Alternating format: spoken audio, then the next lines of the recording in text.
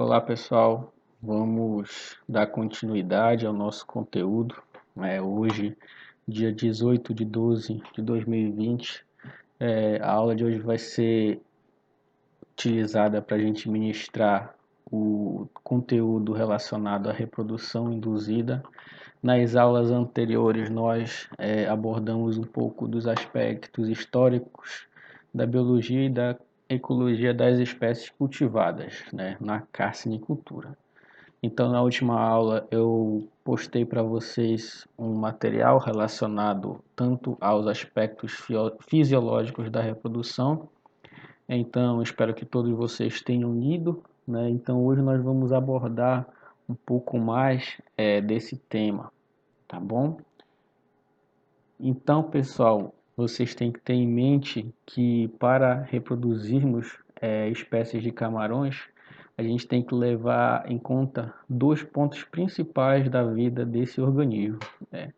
Um deles é a muda, é a equidise, é o evento em que há a troca de carapaça pelos camarões, e o outro evento que é o tópico da aula de hoje relacionado à reprodução. Para os crustáceos, é muito difícil ocorrer esses dois eventos de forma simultânea, né? Porque há um gasto tremendo de energia para o camarão trocar de carapaça, assim como há um gasto muito grande para o camarão se reproduzir, gasto esse de energia. Então, se torna inviável em termos de energia para o organismo realizar a troca da carapaça e, ao mesmo tempo, a reprodução. Então, são dois eventos antagônicos, né? Então, quando formos falar um pouquinho sobre seleção de reprodutores para fazer a inseminação artificial e também a técnica de ablasão, nós vamos ter que identificar, uma das características que temos que identificar, na verdade, é quando o camarão está com a carapaça rígida, né, o período de intermuda. Então nós vamos falar um pouquinho disso mais lá para frente. Então saibam de antemão que são eventos antagônicos, né, antagônicos porque eles não acontecem no mesmo período, né? Então a gente vai estudar um pouquinho desse fenômeno agora, né? Então, os camarões e os crustáceos de uma forma geral têm dois órgãos muito importantes relacionados à muda e relacionado ao processo de reprodução. Dentre esses órgãos, nós temos o órgão X. Esse órgão X ele fica dentro do olho do camarão, como vocês podem observar nessa imagem. Essa é uma imagem detalhando um pouquinho a parte interna do olho do camarão. E dentro do olho do camarão tem um órgão chamado órgão X. Esse órgão é responsável aí pela secreção de alguns hormônios que vão inibir a reprodução e a muda. Um outro órgão importante também a ser levado em consideração dentro dos nossos estudos é um órgão Y, né? Ele fica localizado mais ou menos nessa região, mostrado por essa seta vermelha, bem aqui. Esse órgão Y ele também secreta alguns hormônios relacionados aí à reprodução e também relacionados à equidise, a muda propriamente dita do camarão, tá bom?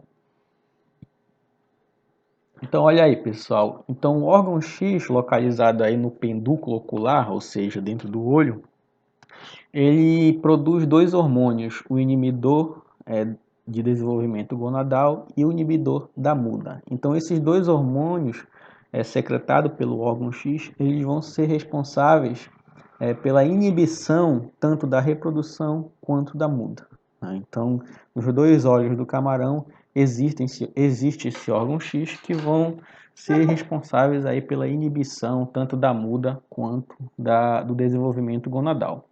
E o órgão Y, né, que ele tem o hormônio estimulador gonadal, né? Esse órgão Y, como nós acabamos de verificar ainda há pouco, ele fica localizado no cefalotórax do camarão, ou seja, na cabeça do camarão, vulgarmente falando. Então a gente viu aí a localização desses dois órgãos, né?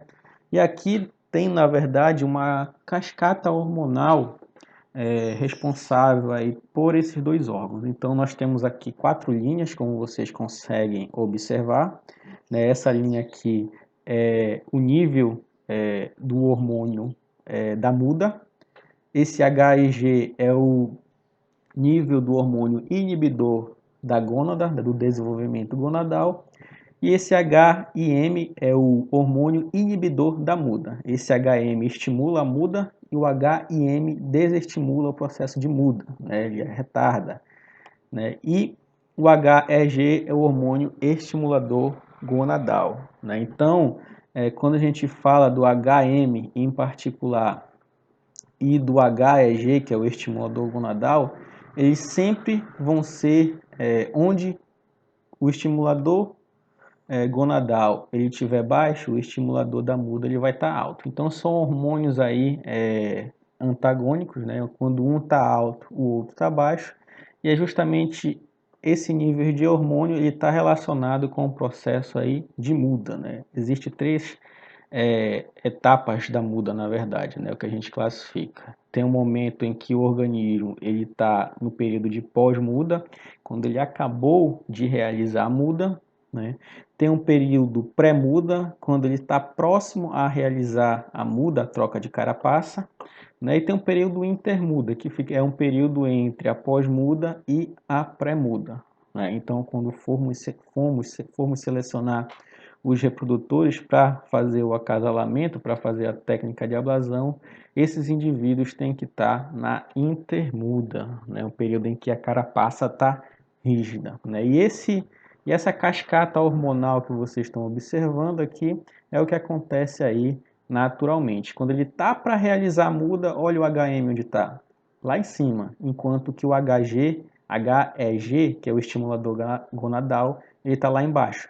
Porque quando o HM está lá em cima, vai ocorrer a muda. Quando o HEG está aqui embaixo, que é o estimulador gonadal, quando está na pré-muda, ele está em nível baixo, né? Então a gente tem que levar em consideração que no órgão X ele tem os dois hormônios que vão desestimular tanto a muda quanto o desenvolvimento gonadal. Então, uma das técnicas que foi criada para estimular a reprodução de crustáceos, na verdade dos camarões, foi justamente tirar o olho através da técnica de ablação ocular, e a gente tira justamente um órgão que desestimula a reprodução e a muda, então fazendo com que o camarão seja estimulado a, a reproduzir de uma forma mais rápida. Então, gente, eu falei todo esse processo biológico, fisiológico relacionado à reprodução e à muda, e a gente vai ver a partir de agora o manejo de dois camarões principais, né? Dentre eles o Lithopenaeus vanamei, que eu já falei para vocês, que é o camarão mais cultivado no Brasil, e o outro, o manejo da reprodução do outro camarão, que é o Macrobrachio amazônico, nós vamos ver logo em seguida, tá bom? Então, a nossa aula de hoje ela vai ficar restrita ao manejo durante a reprodução dessas duas espécies, tanto do camarão branco do Pacífico, que é justamente esse que vocês estão vendo na imagem, quanto do camarão regional, o camarão duro, né, o Macrobrachio amazônico, né, que basicamente utiliza a mesma metodologia do camarão gigante da Malásia. O gigante da Malásia é um camarão de água doce também, que é bastante cultivado aqui no Brasil, bem menos do que o Lithopenaeus vanamei. Só lembrando que o Lithopenaeus vanamei é uma espécie de água salgada, uma espécie marinha, né?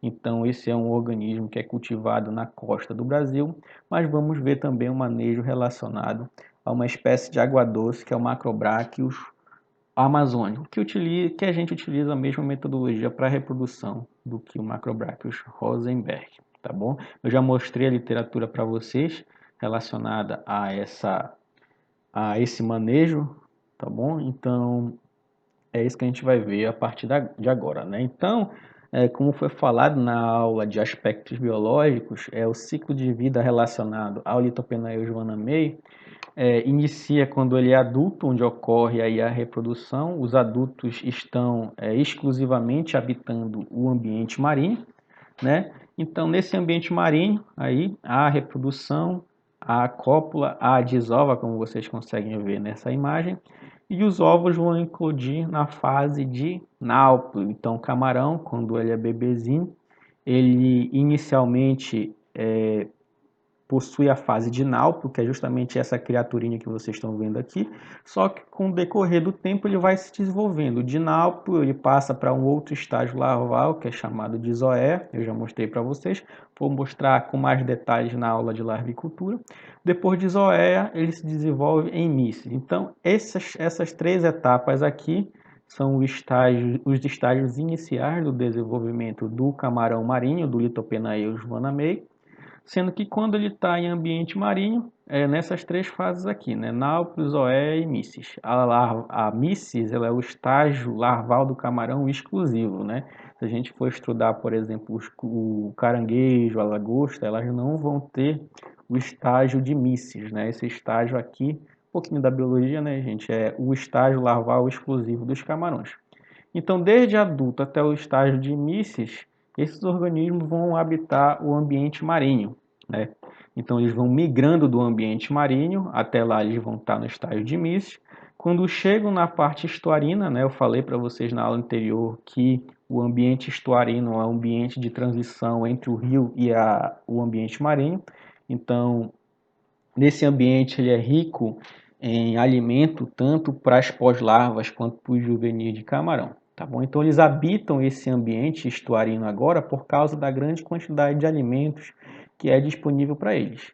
Então no ambiente estuarino, esses camarões eles já estão no estágio de pós-larva, ou seja, eles já possuem todos os apêndices corporais, tanto no cefalotórax quanto no abdômen. Depois eles se desenvolvem para juvenil e ficam nesse ambiente até adquirirem a maturação, maturação relacionada à reprodução. Quando eles atingem esse estágio de maturação, eles migram novamente para o ambiente marinho, onde vai fechar o ciclo, onde eles vão reproduzir novamente. Todo esse ciclo inicia novamente. Então esse daí é o ciclo de vida do camarão marinho. Só que essa espécie de Lithopenaeus vanamei, ela não é uma espécie nativa do Brasil, né? Então a gente não tem esse ciclo do Lithopenaeus vanamei no Brasil, porque ela é uma espécie exótica, tá bom? Ou seja, ela não é oriunda da nossa bacia hidrográfica, tá? Passando disso, né? Então tá aqui o ambiente marinho, onde os adultos se reproduzem, desovam. Ainda no ambiente marinho, as larvas se desenvolvem e migram para o estuário, como vocês podem observar. E já em ambiente estuarino, os juvenis de camarão se desenvolvem até chegar a hora de migrarem novamente para o ambiente marinho, onde irão se reproduzir. Então, passando para esse outro ponto agora relacionado à, à reprodução artificial propriamente dita, a manutenção, o manejo relacionado à produção de pós-larvas utilizando esses reprodutores. Então, dentro do nosso tópico, para a gente conseguir produzir essas larvas serem destinadas para os produtores, para as fases posteriores, precisamos reproduzir esses camarões. Só que reproduzir por si só não é uma tarefa fácil, é uma tarefa trabalhosa, que exige muita dedicação e alguns pontos que vocês devem levar em consideração. E é justamente nesses pontos que a nossa aula de hoje ela vai ser abordada, tá bom? Então, o primeiro ponto que eu queria colocar para vocês é quanto à obtenção dos reprodutores, né? Então, para a gente reproduzir os animais, a gente primeiro precisa ter esses reprodutores, né? Então, dependendo do reprodutor, da origem desse reprodutor, sendo exótico ou nativo, a gente vai ter uma forma de fazer a aquisição desses reprodutores. É justamente no próximo slide que a gente vai fazer. A gente vai ver alguns aspectos relacionados ao transporte desses reprodutores, né? Alguns aspectos relacionados à aclimatação, principalmente a questão do choque de pH, choque de salinidade, choque de temperatura, né?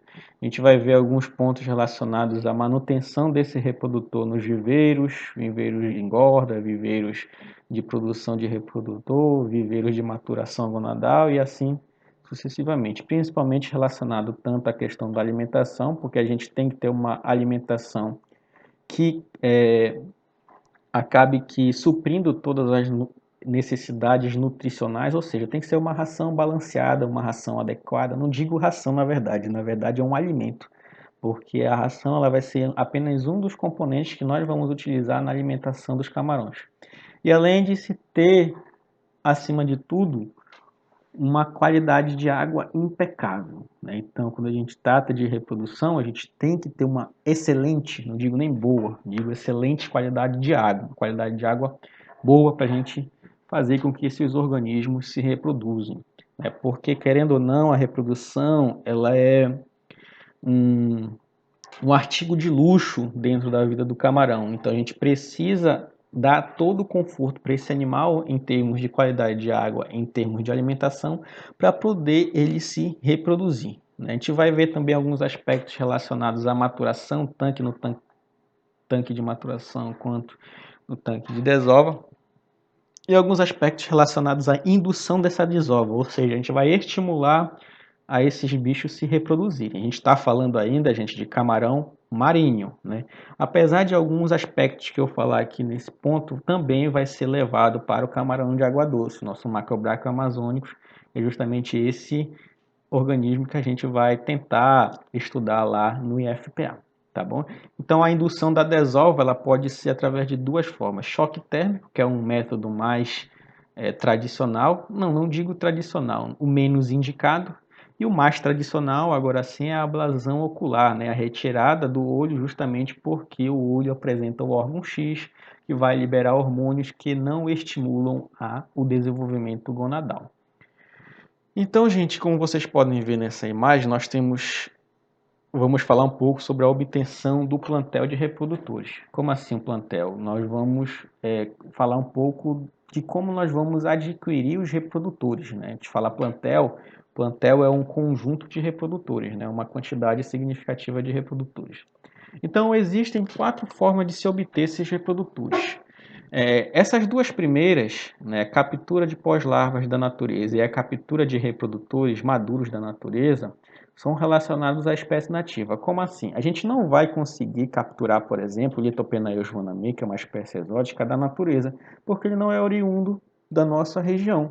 Então, para espécies exóticas, esses 2 pontos aqui não são levados em consideração para a obtenção de reprodutores. Então, não tem como, na natureza, a gente obter larvas desse camarão, e não tem como também obter reprodutores da natureza, porque esse daqui é um organismo que não está no nosso ambiente. Então, como é que eu vou obter larva e reprodutor se eles não estão no ambiente?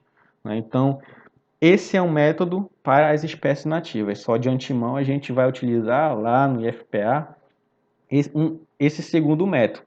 Método que eu vou falar para vocês, que é a captura dos reprodutores da natureza. Tá? Então, para a espécie nativa, esses 2 métodos são utilizados, né? Aquilo que eu falei anteriormente. Né?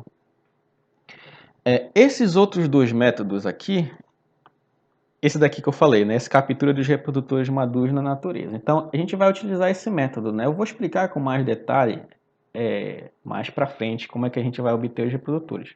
Então, no IFPA, a gente teve algumas experiências que a gente fez a aquisição desses reprodutores falando com o pescador. Então, o pescador levou lá o matapi para o rio e conseguiu capturar para a gente. E no momento que ele capturou, ele já passou para a gente esses organismos. Aqui a gente fez o transporte para o IFPA, mas eu vou falar um pouquinho mais para frente com detalhes a respeito desse ponto. Para o Lithopenaeus vanami, como ele é uma espécie exótica, a gente precisa produzir os reprodutores. Não tem como a gente capturar na natureza porque eles não existem, né? Apesar de já ter alguns escapes da natureza, desse organismo lá para o Nordeste, para o Sudeste e Sul. Tá bom? Então fica difícil a gente obter um organismo que não está na natureza. Então a gente tem que produzir.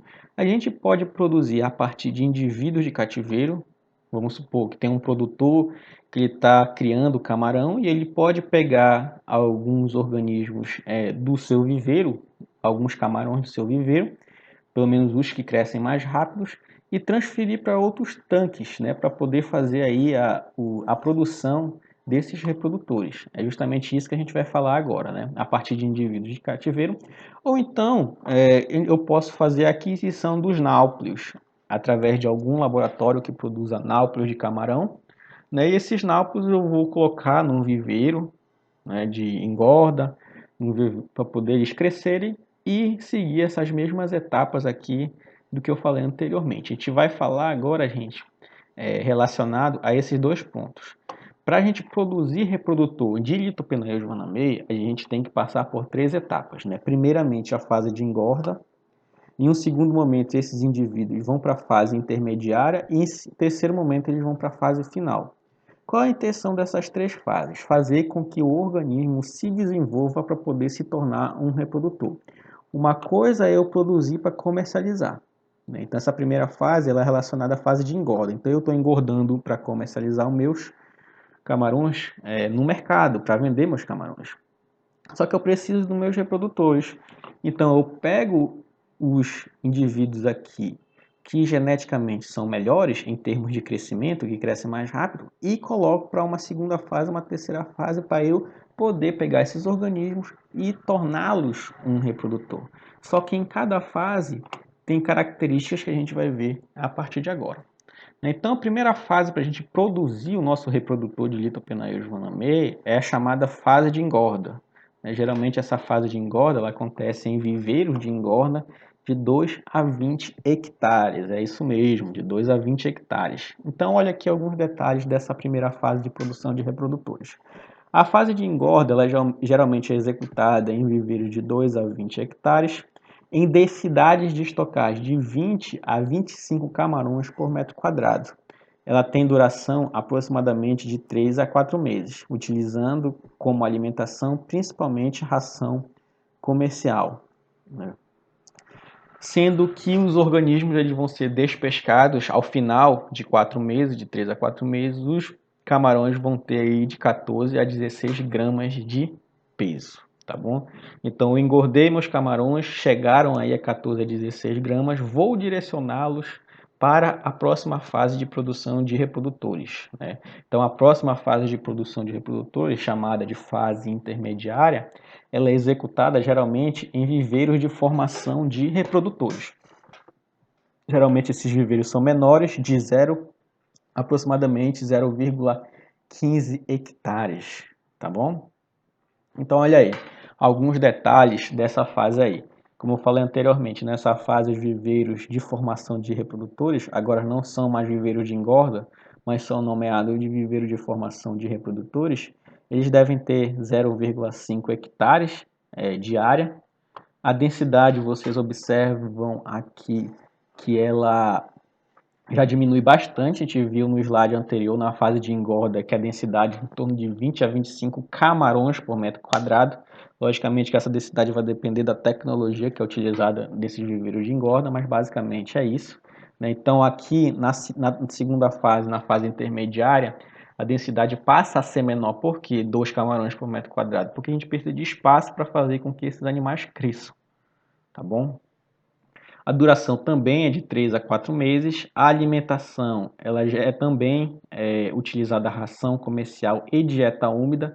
Essa dieta úmida passa-se a inserir aí metade da biomassa, metade desse 7% da biomassa, ele é relacionado à dieta úmida, que pode ser aí principalmente moluscos, tá bom? E o restante aqui, os outros 50%, é ração comercial, a mesma ração que é utilizada na fase anterior. Então, a alimentação em termos de quantidade, ela equivale a 7% da biomassa oferecida 2 vezes por dia. Tanto ração comercial, 50%, assim como dieta úmida, que pode ser molusco e um outro molusco relacionado. Aqui pode ser também lula, um outro molusco que eu vou falar com mais detalhe para frente quando estiver falando de alimentação. Então, o início dessa fase intermediária, o camarão ele inicia com 12 a 14 gramas de peso, né? Ao final dessa fase, ele vai atingir em torno de 25 a 28 gramas de peso, tá bom? Então, já passa a ser um animal bem maior e bem mais robusto. Já na fase final, né, esses camarões vão sair desses viveiros aqui e vão para outros viveiros menores, né? Com aproximadamente 0,09 hectares cada, né? A terceira fase é a fase final, né, de produção de reprodutores. Então, nessa fase final, né, eu falei para vocês que os viveiros têm mais ou menos 0,09 hectares de lâmina d'água. A densidade na fase intermediária é de 2 camarões por metro quadrado. Aqui já passa a ser menor. O ideal é que seja uma densidade de 0,5 camarões por metro quadrado, mas pode ser de 0,5 a 1 camarão por metro quadrado. Dura também mais ou menos 3 meses essa última fase de produção de reprodutores. De uma forma geral, essas 3 fases, para eu ter um reprodutor de Lithopenaeus vanamei, eu vou ter que esperar aí em torno de 11 meses para poder eu ter camarão que vá ter uma reprodução adequada para poder eu futuramente conseguir produzir minhas pós-larvas, né? Então a primeira fase da cassinicultura é o que? A reprodução dos camarões. Só que para eu ter camarão eu tenho que produzir eles. E quando se trata de Lithopenaeus vanamei, que é uma espécie exótica, eu tenho que cumprir essas 3 fases aí, tá bom? Claro, se eu quiser reproduzir e eu tiver também alguma empresa que já forneça esses reprodutores para mim, também é uma mão na roda, né? Então a aquisição vai ser feita só, eu vou comprar esses reprodutores de camarão, não vou produzir como eu estou mostrando para vocês, tá bom? Então para a gente produzir esses camarões tem que obedecer essas 3 fases aí. Tá bom? E a alimentação ela passa a ser diferenciada aqui, gente. Então, anteriormente, ela também era 7% da biomassa oferecida 2 vezes ao dia. Então, da fase intermediária para a fase final, essa quantidade ela não se altera. O que vai alterar é justamente a quantidade de ração comercial que vai ser fornecida em uma quantidade menor.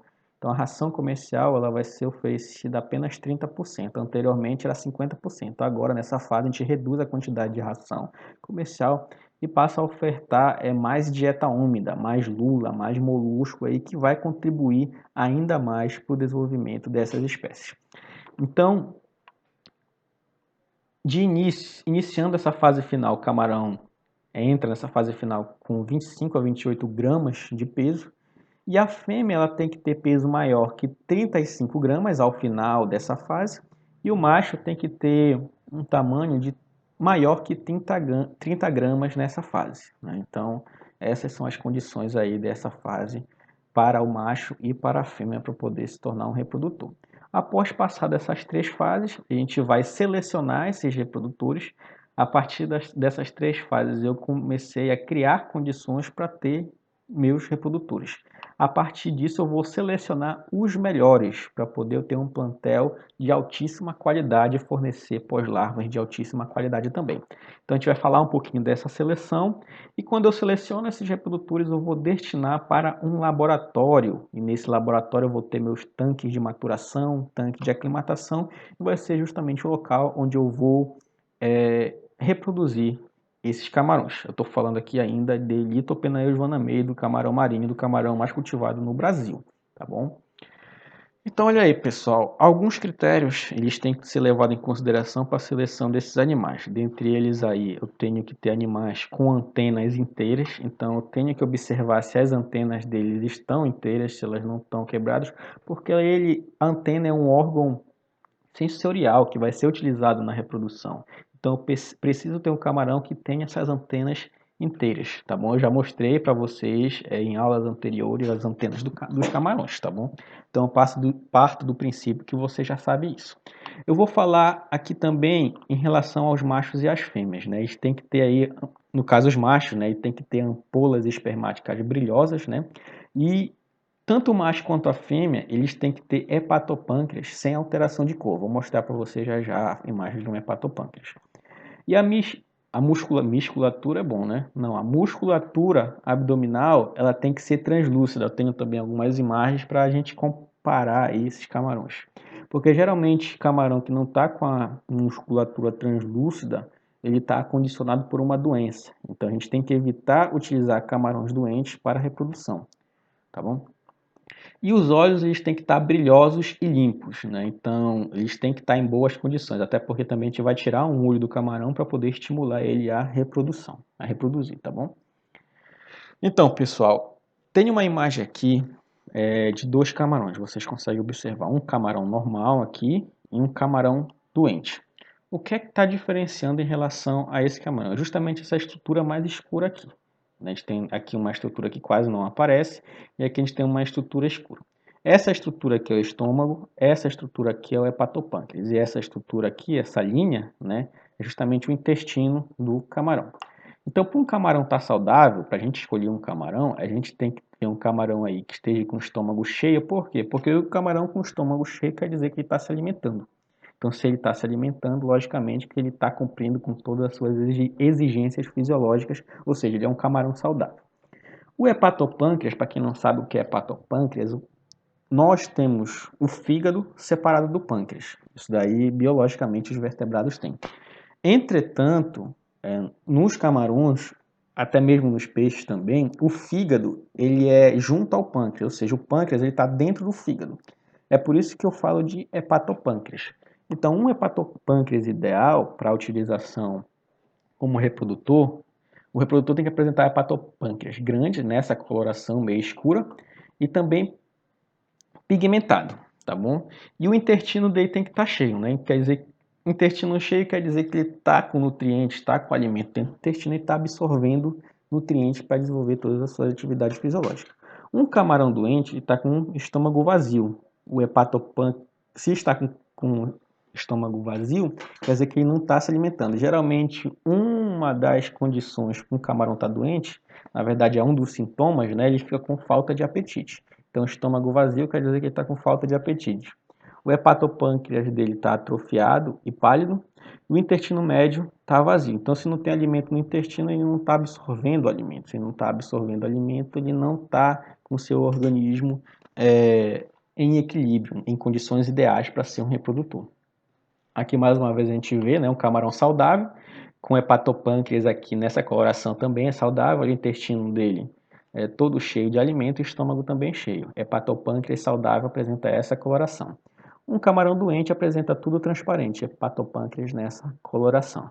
Nessa aqui nós temos um outro animal, nessa imagem nós temos um outro animal aqui, que apresenta essas manchas brancas. Na verdade, quando o camarão apresenta essas manchas brancas, ele está condicionado com o vírus da mancha branca. É um vírus que causa muita mortalidade e já foi causa de muito prejuízo econômico para os carcinicultores do Nordeste brasileiro.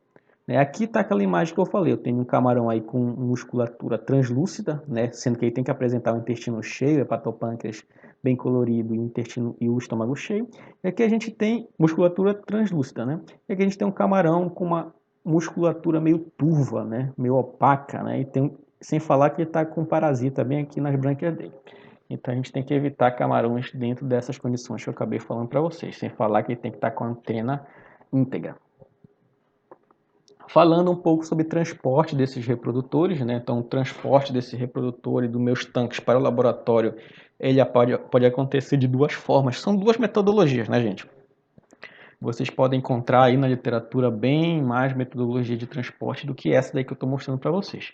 Mas para transporte de até 4 horas, eu posso utilizar caixa de isopor de 60 litros com uma lâmina d'água de 5 centímetros de altura. Eu posso até transportar 12 camarões nesse período. Eu tenho que ter injeção de ar na água, né? Eu posso utilizar aquelas bombinhas a pilha para colocar ar, injetar ar dentro da água dessas caixas de isopor. Ou também a gente pode fazer esse transporte em sacolas plásticas de 25 litros, né? Geralmente nessas sacolas se coloca 10 litros de água. Eu posso transportar até 4 camarões de 60 gramas. A temperatura tem que estar entre 18 a 20 graus e tem que ter oxigênio puro introduzindo nessas sacolas, né? Eu tenho que proteger o rosto e o telson, que vocês sabem quais são essas estruturas, para evitar que essas sacolas sejam furadas. Sendo que nessas condições eu posso transportar os camarões por um período até de 20 horas, tá bom? Então, olha aí, pessoal. Então, eu selecionei meus reprodutores dentro de todas as características que eu mostrei para vocês, transportei eles para o meu laboratório. Dentro desse laboratório, a gente tem tanques de maturação e tanques de aclimatação. Dentro desses tanques, a gente vai fazer com que os reprodutores que já foram selecionados, eles consigam amadurecer para poder eles reproduzirem. Então, dentro desses tanques, esses tanques, na verdade, eles podem ser circulares ou retangulares. Eu vou mostrar algumas imagens para vocês de tanques utilizados para reprodução. Eles podem ter de 12 a 15 metros quadrados, tá bom? E uma profundidade aí em torno aí de 1 metro, né? Então, essas são as características dos tanques, né? Perdão, desculpa, é de 12 a 15 metros quadrados, né? Ou também eu posso ter tanques aí de 10 a 15 metros cúbicos, tá bom? Então aqui é a área e aqui em termos de volume dos tanques, tá bom? Eu tenho que colocar esses reprodutores dentro desses tanques numa densidade de 4 a 6 reprodutores por metro quadrado, sendo que a relação entre macho e fêmea é de 1 para 1, ou seja, 50% macho, 50% fêmea. Vamos supor que em um tanque eu coloque 100 camarões, 50 desses camarões tem que ser macho e 50 desses camarões tem que ser fêmea. Então a gente tem essa proporção sexual dentro dos tanques de maturação que devemos obedecer.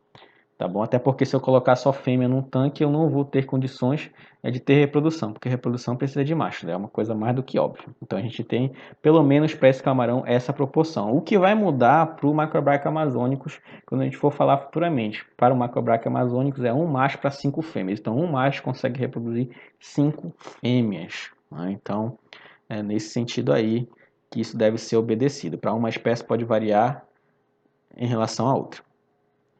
A renovação de água tem que ser calculada de forma que 150% do volume seja renovado por dia.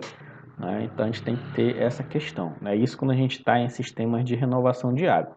Né? Se a gente estiver falando de sistema de recirculação, a gente tem que fornecer todos os parâmetros de qualidade de água de uma forma super ideal para poder proporcionar condições para os camarões se reproduzirem. A alimentação, a quantidade de alimentação para esses indivíduos, lembra que eu falei de alimentação nas 3 fases anteriores. Nos tanques de maturação, a gente já tem uma alimentação diferenciada.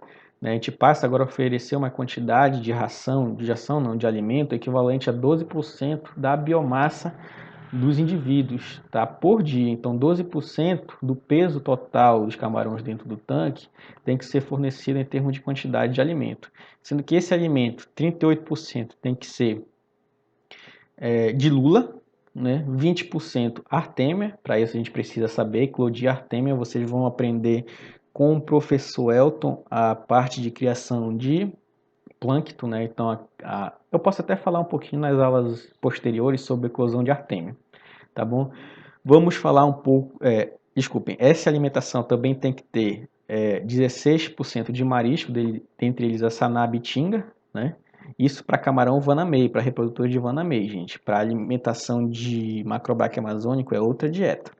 Dentro desses 12% tem que ter também 16% de marisco, dentre esses mariscos sururu, e apenas 10% de ração. Então, essa é a dieta dos animais, tá bom? Sendo que uma vez por semana eu tenho que oferecer 2 gramas de páprica atrelada à quantidade de lula, aqui que vocês podem ver.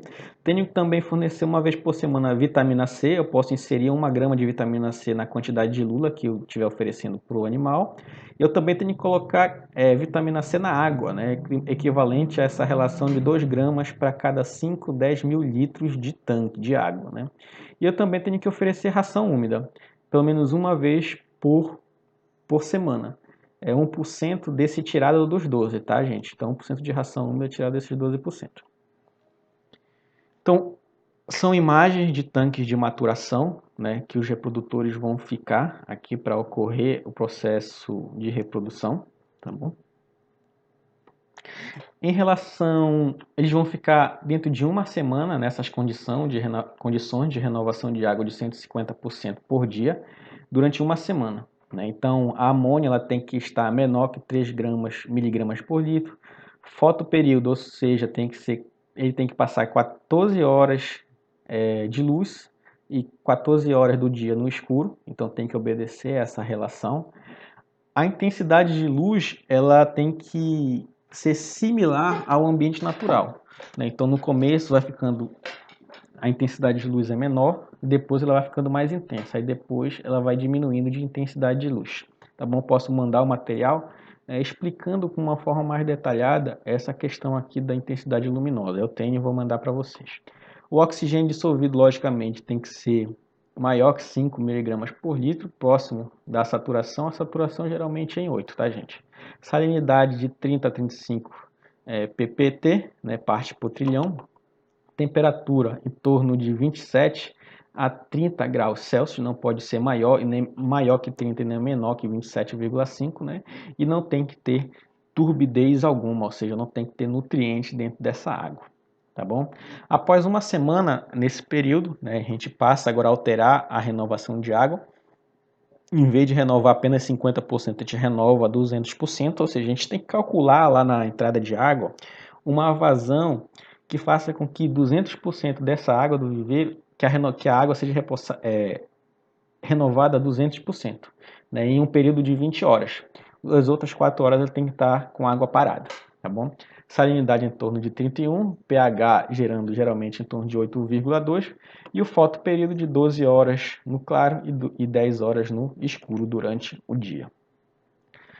Tá bom, pessoal? Então, essas são as condições ideais que a gente tem que fornecer para o nosso camarão. E isso dá trabalho, né? Então, vocês observam aí que tem que ter uma estrutura, tem que ter vários pontos importantes que vocês têm que obedecer para poder fornecer essa condição de luxo para o organismo, ou seja, para ele reproduzir. Só que existe ainda uma técnica para estimular ele a reproduzir ainda mais, que é chamada de ablasão ocular, né? Ou seja, retirada de um olho do animal para poder estimular a ele a reproduzir, porque no olho, como eu falei anteriormente, tem um órgão X, esse órgão X vai inibir a reprodução. Então a gente precisa tirar um olho. Ah, Igor, mas não seria melhor tirar os dois olhos? Não, porque o camarão ele vai começar a ficar cego e isso desequilibra muito a fisiologia do animal. Ele vai ficar cego, vai ficar todo letárgico, vai nadar de uma forma lenta. Então, dá muito prejuízo tirar os dois olhos do camarão, por isso só tira um. Então, a gente não faz a ablasão dos dois olhos, faz apenas de um. Para isso, a gente precisa de alguns materiais, né, para fazer essa ablasão. Então, vou lá, tenho meu reprodutor que já vai reproduzir, então vou estimular ele ainda mais a reproduzir. Para isso, eu preciso tirar o olho dele. Então, para eu tirar o olho dele, eu não posso fazer de qualquer forma. Eu tenho que ter alguns equipamentos, alguns instrumentos que facilitem isso, né? Então, dentre eles, eu posso tirar o olho através de um estilete, de uma tesoura, posso utilizar um bisturi também. Posso utilizar uma pinça, eu preciso, na verdade, de uma pinça de relojoeiro, como vocês podem ver bem aqui, né? Eu preciso de uma placa de Petri, preciso de um ferro de solda elétrico que vai ser utilizado para cicatrização da ferida. Então, no momento que eu tirar o olho, já preciso estar com ferro quente para poder cicatrizar a ferida que eu vou causar no animal. Eu preciso de cotonete para colocar anestesia no olho, né? Então, além disso, eu preciso de uma pomada anestésica para colocar no cotonete e anestesiar pelo menos aquela parte que eu vou tirar do olho, né? Então, esse é um procedimento microcirúrgico, né, para poder estimular aí a reprodução do animal. Então, aqui está o momento que se faz se coloca, na verdade, a pomada no olho do animal. Essa pomada é uma pomada anestésica que a gente consegue encontrar em uma determinada farmácia, né? Em seguida, a gente faz a extração aqui do olho e logo em seguida a gente faz a cauterização dessa ferida, né? Esse procedimento todo, como vocês podem observar, ele não tem que durar nem um minuto, né? Então tem que ser rápido, justamente para evitar estresse ao animal. Aqui eu estou colocando a imagem de um camarão regional, tá, gente? Eu não achei eu não achei imagens de uma ablasão com litopena eujoanamei, mas a metodologia ela é a mesma, tá? Então aqui está o ferro de solda para cauterizar a ferida do animal, tá bom?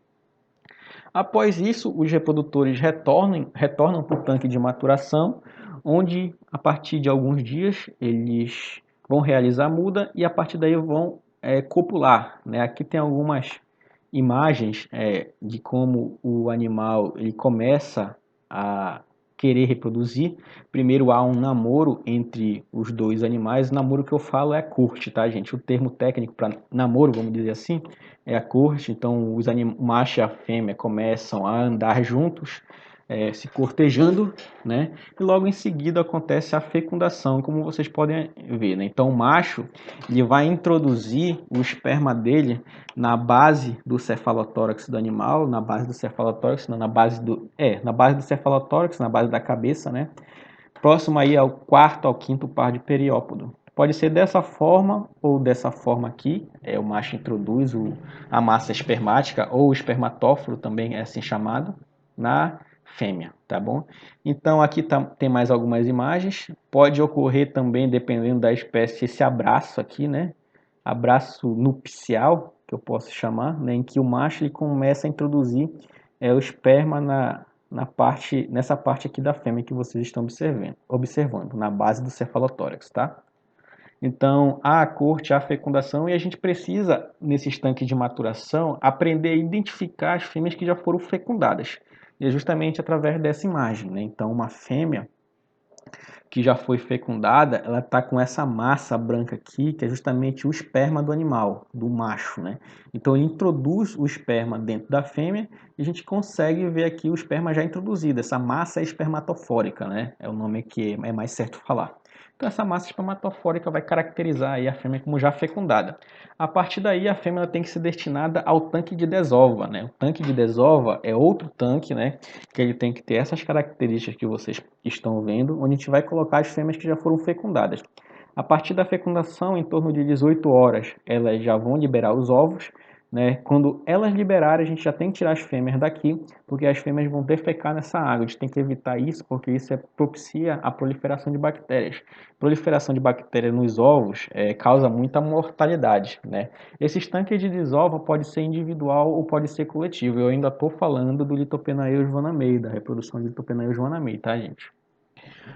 Após a desova, como eu falei anteriormente, tem que se retirar as fêmeas para poder evitar a contaminação fecal e que as mesmas comam os ovos. Ainda tem um inconveniente de eu deixar a fêmea lá, ela pode comer os ovos que ela mesma liberou na água, né? Então a gente tem que evitar isso também, tirando imediatamente a fêmea que liberou os ovos.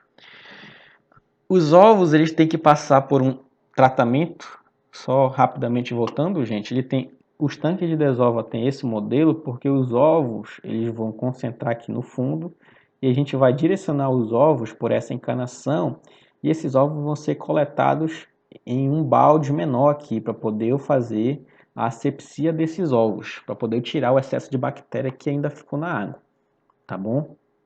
Então tem que ter esse modelo formato cônico, porque os ovos vão ser destinados bem aqui por baixo, né, para esse balde. Então, após a coleta dos ovos, né, a gente pode, tanto dos ovos e até mesmo do náupio, a gente passa por uma bateria de substâncias para poder eliminar as bactérias. Então, a gente lava os ovos ou os náupios em água corrente, em torno mais ou menos de um tempo de 2 minutos. Lava em solução com formalina 10 ppm, 10 mg por litro tá, de formalina por 30 segundos. Em seguida, lava com iodo numa concentração com água de 20 ppm, ou seja, 20 mg por litro, também durante 30 segundos. E logo em seguida, lava-se com água corrente durante 2 minutos. Só a partir daí, esses ovos vão ser destinados para as incubadoras ou vão ser transportados. Então, pelo menos a parte de reprodução do Vanamei, ela termina basicamente aqui. Depois nós vamos ver o transporte e logo em seguida, que são temas de aulas posteriores, nós vamos falar de larvicultura, que é o procedimento, a etapa que a gente vai cultivar as larvas do camarão. A reprodução finaliza basicamente aqui, tá, gente? Quando ocorre a desova. Em seguida, pode ter o transporte desses náuplios aí para algum outro local ou para outra parte do laboratório. Geralmente, esse transporte é feito em sacolas plásticas, assim como é feito nos reprodutores, né? Em transporte que duram menos de 20 horas, a gente coloca em torno de 30 mil náuplios por litro de água a uma temperatura de 23 graus Celsius. Em transporte de mais de 24 horas, a gente coloca aí em torno de 20 mil náuplios por litro, bem menor que esse outro, né? Mantendo uma temperatura de 22 graus Celsius. Tem que envolver o saco com outro saco contendo gelo, né? Também é uma recomendação para evitar mudanças bruscas de temperatura. Então é importante a gente ter dentro do nosso manejo variações muito altas de temperatura, porque isso mata os animais, né? Então isso é importante vocês levarem em consideração. Então fatores que podem ocasionar a mortalidade dos náuplios, né? Dentre eles aí a proliferação de bactérias nos transportes, ela é responsável por 30% da mortalidade. É por isso que passa por aquela bateria de substâncias para eliminar essas bactérias, evitar essa mortalidade aqui. Então, grande parte da mortalidade durante o transporte é causada por bactérias. Né? Outra questão importante é a aclimatação. Né? Então, a questão de eu colocar os náuplios no transporte, dependendo da água, eu tenho que evitar o choque de temperatura, o choque de pH. Se eu não fizer isso, né, essa aclimatação adequada, em torno de 19% dos meus náuplios podem morrer. E a excessiva redução de temperatura durante o transporte, né? Então a gente tem que evitar reduzir muito temperaturas abaixo de 22 graus Celsius, porque isso ocasiona a morte dos animais, tá bom? Então a parte de reprodução do Vanamei termina aqui, né? Então eu mandei um material para vocês, já falei sobre o livro que vocês podem consultar, que tem todas essas informações. E qualquer dúvida vocês podem estar mandando para mim, tá bom? Agora a gente vai falar um pouco da reprodução do camarão branco do Pacífico, não, perdão, gente, do camarão nosso regional, né? O camarão da Amazônia, tá até errado aqui, não é o camarão branco do Pacífico, mas sim o camarão da Amazônia. Aqui eu coloquei a foto do Macrobrachys rosenberg, tá? Eu não achei uma foto boa de Macrobrachys amazônico, mas ele é uma espécie também do gênero Macrobrachys, tá? Então a gente vai falar do Macrobrachys amazônico agora. A gente vai falar um pouco da nossa experiência que a gente teve no IFPA em termos de coleta de reprodutores e as demais etapas, né, sabendo-se que grande parte dessa metodologia para o Macrobrachys amazônico ela foi tirada do Macrobrachys rosenberg, que é esse gigante da Malásia, esse camarão maior aqui, que tem essas patas aqui, esses quelípodos maiores, tá bom? Então, olha aí, pessoal, aqui no IFPA a gente teve, eu mostrei para vocês, na verdade, várias formas de obtenção de reprodutores, né? E a que nós utilizamos aqui para coletar nossos reprodutores foi diretamente do ambiente natural. Então, a gente fez essa aquisição de reprodutores conversando com os pescadores, fomos lá diretamente às pessoas que conseguem capturar esse camarão e eles fizeram essa captura para nós, né? Então, eles colocaram essa estrutura aqui, que é chamada de matapi. Vocês observem que nesse matapi tem uma entrada que os camarões entram aqui, que são atraídos por uma determinada isca, mas só que eles não conseguem mais sair por causa dessa abertura. Então a gente conseguiu fazer essa aquisição com essa estrutura aí. Os pescadores colocaram em torno de 6 horas da noite, da tarde, os matapis no rio, e só no outro dia, ao amanhecer, a gente já estava esperando eles retirarem para poder fazer o transporte desses camarões para o IFPA. Aqui era o momento que eles estavam retirando os matapis, justamente para a gente fazer esse transporte, né? Então, ele é armado ao final do dia, como eu falei, e retirado no início da manhã do outro dia, já com os camarões. A gente fez o transporte dentro dessa caixa de isopor com a água do rio, importante enfatizar isso, tá, gente? Essa água do rio aqui, ela é importante porque a gente vai utilizar depois ela para aclimatar aqui nesse outro tipo de água que está aqui dentro do tanque, que foi previamente preparada para acondicionar os animais, né? Então, nosso transporte a gente fez em torno de 15 a 30 minutos dentro dessa caixa com uma bombinha a pilha que estava introduzindo ar constantemente dentro da água, dentro dessa caixa de isopor, tá bom? Aqui é uma foto já dos animais que foram capturados, né, das espécies de camarões duro, Macrobrachys amazônico. E a gente fez aí a aclimatação dentro desses tanques onde os reprodutores iam ser acondicionados, tá bom? Então aqui dentro tinha a água do rio ainda, e aqui a água que foi previamente preparada, tá bom? Porque a água do IFPA ela tinha pH 4, 4,5, então a gente mataria os animais se a gente não elevasse esse pH, né? Então a gente preparou um dia antes essa água para poder fazer a transferência desses camarões para esse tanque aqui, tá bom? Então, para a gente evitar o choque de pH, o choque térmico, né? Então a gente deixou os camarões nessa bacia, nessa água em torno de 15 a 20 minutos, né? Onde houve aí a temperatura dentro dessa vasilha de plástico com a temperatura da água dentro do tanque, ela se igualou. Depois, de uma forma bem lenta, começamos a adicionar a água do tanque dentro dessa estrutura aqui para evitar o choque de pH. A partir daí, nós não tivemos nenhuma mortalidade, né, porque a aclimatação ela foi bem feita, tá? E a gente corrigiu o pH dessa água que era muito baixo anteriormente, tá bom? Em seguida, é recomendado que haja a condicion... Os camarões que estavam naquela caixa d'água, eles foram inseridos em um outro sistema aqui, nesse sistema de recirculação de água, né, porque daria muito trabalho ficar preparando toda vez água de interior para fazer a troca.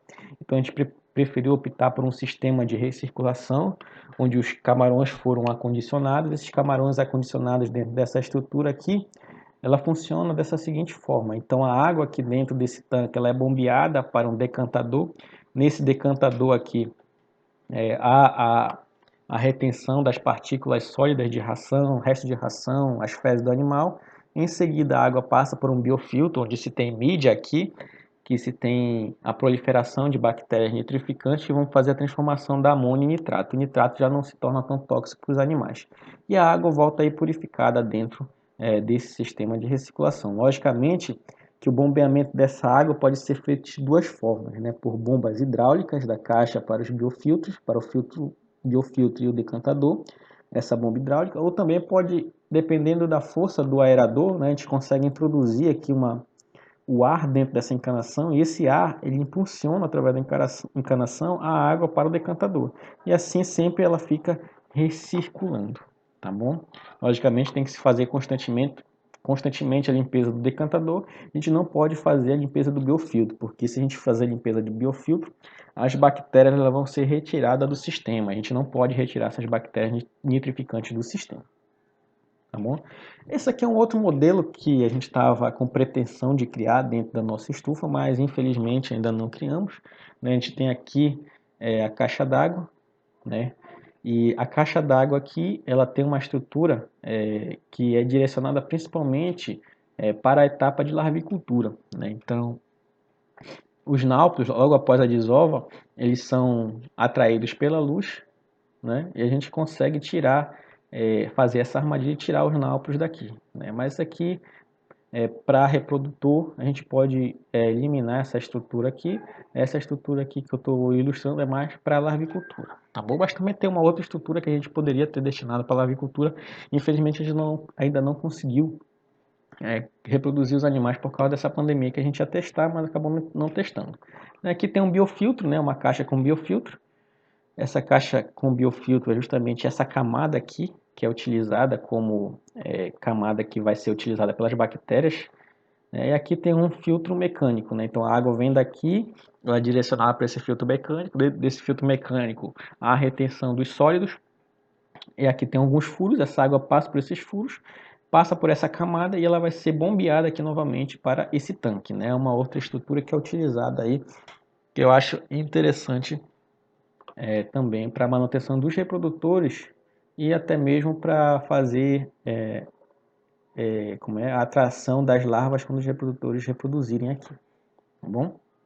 Essa estrutura que vai atrair as larvas, né? Que a gente vai poder tirar, fazer a captura dessas larvas após a reprodução.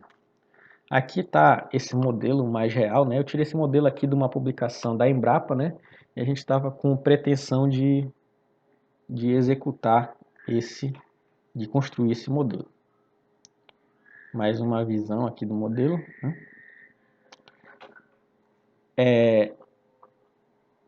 Esses substratos aqui são utilizados no biofiltro, tá, gente?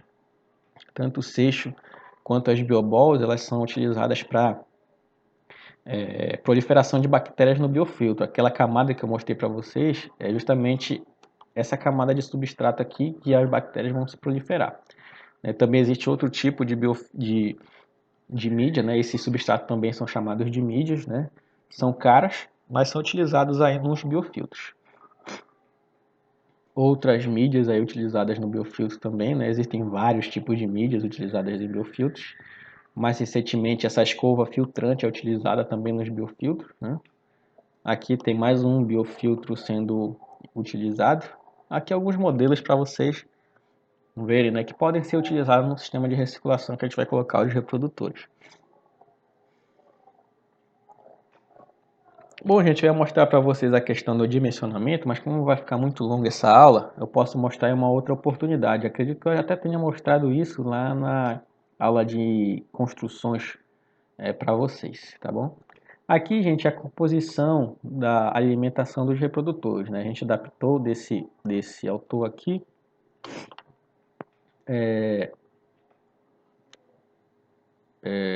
Esse alimento que vai ser fornecido para os reprodutores. Então, a gente tem um alimento aí com essa composição de nutrientes que a gente vai utilizar, tá bom?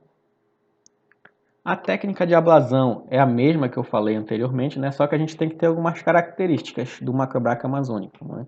Então, o macrobraco amazônico, o camarão que a gente vai reproduzir, ele tem que ter pelo menos uma idade mínima de 3 meses, ele tem que ter uma massa corporal em torno de 5 gramas, né? O comprimento ele tem que ser acima de 7.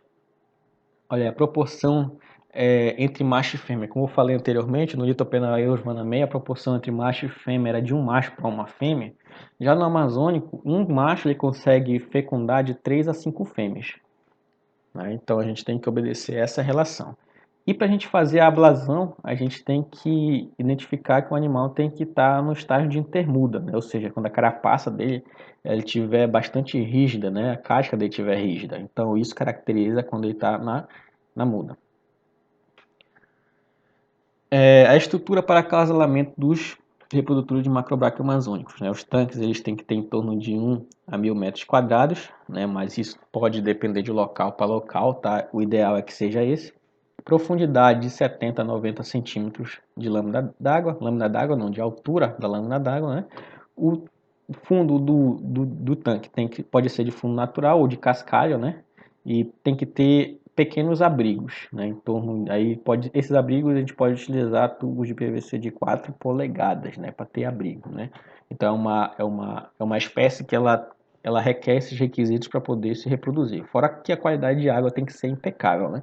Temperatura da água tem que girar em torno de 27 graus Celsius, pH em torno de 7,5, condutividade elétrica em torno de 0,5 microsiemens por centímetro, oxigênio dissolvido em torno de 7, próximo à saturação, né? Tem que ter muito oxigênio, e amônia no máximo 0,12 miligramas por litro. Para a seleção dos reprodutores, além das características que eu mostrei para vocês também, né? Recomendo essa seleção de machos e fêmeas íntegros e sadios, todos aquelas imagens que eu mostrei para vocês em relação à questão do hepatopâncreas, questão do intestino cheio, questão do estômago cheio, devem ser obedecidos para a seleção dos reprodutores, tá? Não tem que apresentar ferimentos em nenhum dos apêndices amputados, ou seja, tem que estar com todas as patinhas dos camarões, tem que estar todas íntegras e tem que apresentar todas. Os machos geralmente eles são de maior porte, né? Os machos eles têm que estar o tamanho em torno de 9 centímetros, tem que estar maior que 7, tá, gente? Maior que 7 centímetros. As fêmeas têm que estar em torno de 8 ou acima de 8. Um macho para cada 5 fêmeas ou um macho para cada 3, 4, 5 fêmeas. Isso daí vai depender do tamanho do macho também. A densidade máxima utilizada nos tanques de maturação para os macrobráquios amazônicos tem que ter em torno de 50 camarões por metro quadrado. Tá bom? Então, olha aí, a gente tem aqui algumas imagens de camarões aí com uma coloração meio que turva, né? Então, não são camarões adequados para reprodução. Aqui não é nem macrobraquia amazônica, aqui é o vanamei, tá? Mas é só para vocês terem uma ideia em termos de coloração. A gente tem que evitar camarões com esse tipo de coloração aqui, tá? Porque geralmente eles estão acometidos por uma doença, uma bacteriose, algum vírus e assim por diante. Eles têm que apresentar, eles não têm que estar tortos. Aqui vocês conseguem ver nessas imagens alguns camarões tortos, né, gente? Então a gente tem que evitar a utilização desses camarões para reprodução, né? Esse tipo de camarões aqui eles são indesejáveis. Apesar deles apresentarem, olha aí, um hepatopâncreas escuro e grande, assim como o estômago cheio, o intestino cheio, mas eles estão aqui meio tortinhos, né? Então a gente tem que evitar esse tipo de camarões entre o plantel de reprodutores. Aqui é só a metodologia para a ablação, eu já mostrei para vocês, é a mesma que é utilizada para o Litopenaeus joanamei, tá? Aqui é um trabalho comparando aí, feito com macrobraquios amazônicos, comparando o número de fêmeas que conseguiram reproduzir entre as fêmeas que foram abladas e fêmeas que não foram abladas. Fêmeas que foram abladas são as fêmeas que foram retiradas os olhos delas, tá, gente? Então percebe-se que as fêmeas que foi retirada o olho delas, elas apresentaram aí um maior percentual de fêmeas que conseguiram reproduzir, né? Então mostrando aí a eficiência da ablação ocular em relação às fêmeas que reproduziram, mas que não tiveram o olho retirado. Porque se tem um olho, vai ter o que? A produção daquele hormônio que inibe a reprodução. E aí a gente evita isso dentro da reprodução de camarões. Então, alguns efeitos da ablação em relação à reprodução, isso tanto para o vanamei quanto até mesmo para o amazônico, né? Geralmente, reduz a taxa de mortalidade, menor tempo de manipulação, baixa a ocorrência de contaminação por selar completamente o local da cirurgia. É aquela questão, né? Se a gente faz um procedimento rápido, em menos de 1 minuto, e faz a cicatrização correta da ferida que a gente causa no animal, então a gente tem baixa taxa de mortalidade. Então, inclusive, acho que foi a Jaque que fez uma pergunta em relação a essa mortalidade, se logo em seguida ele morre. Se for feita a ablação de uma forma correta, não há essa alta mortalidade, viu? Então tem que ser feito aí em um tempo menos de 1 minuto e a cauterização tem que ser bastante eficiente.